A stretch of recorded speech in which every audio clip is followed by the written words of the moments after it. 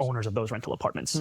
And if you had a system that incentivized the construction of rental apartments, you could have a very different landscape of housing. So to me, it's freeze the rent and take on the cost of insurance and fix a broken property tax system and streamline development and have the city produce 200,000 homes. And often when I've talked about 200,000 homes, that's just what I think the city should do. I think the private sector should be doing an immense amount of additional construction. But they're going to need.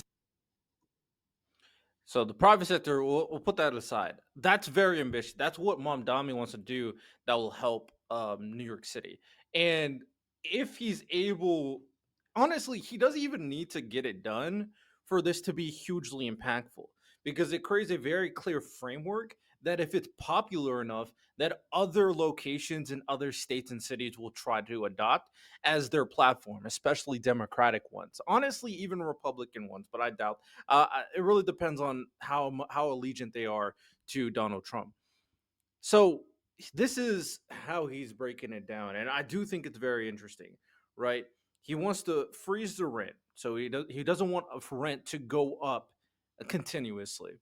He wants to fix the tax system that exists regarding properties, not only for the taxes for the homeowners, but the taxes for like landowners or landlords who are renting out their property.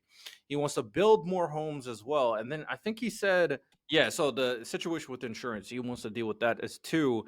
And one of the ways that he talked about that is by working together with other like insurance companies that are trying to lower insurance costs. So having a challenging method with the current like insurance program that exists to ensure that people are getting the fair insurance premiums that they deserve, especially for their standard of living or for the amount of money that they have. So Mamdani is really challenging the current way that things are to help the people that are benefiting on the lower end of the market of like of being able to afford all these different types of things. And I do think there's intrigue behind there. I think that there's all of them, if they are able to work together, if they all become a perfect puzzle, could be impactful.